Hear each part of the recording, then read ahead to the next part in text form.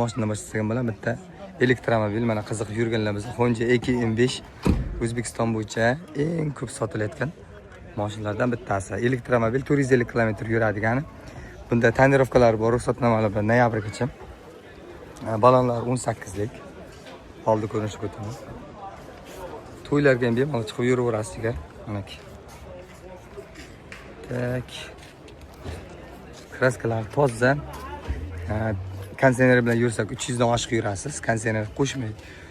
60-70 ta o'rtacha shahar ichiga desangiz 400 dan oshiq ham yurib beradi. Ichki tomonni ko'rsatamiz.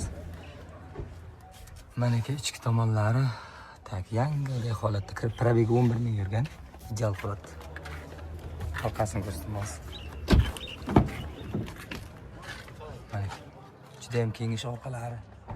Orqalari juda ham kengish. Futbolni polida deydi-ku mana yerda. Podlokotniklar bor, chiqadi, qo'llarni qo'yib dalniga ketaveradi. Dalnida charchatmaydi bemalol. Zaryadchigi bor, komplektida yangi qo'yilmagan. Uyga ham qo'yib olsangiz bo'ladi. Tak, narxi kelsak buning mana shuning narxi 17,5 deyapmiz. Bir qism o'tib beramiz naqd bo'lsa. Yangisidan olaman desalar 19,5 qilib beramiz yangisini. Yangisi Toshkentda bor. Bez probeklari bor.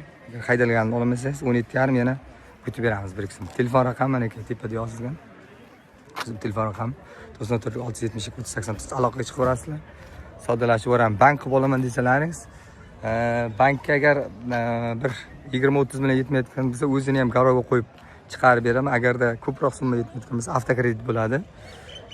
Ish haqi bilan 28% bilan chiqadi avtokredit. Ish haqi bilan o'rtacha 100 millionlar o'rtacha ketadi. Ish haqingiz bo'lsa, yetsa bemalol chiqarib beraman.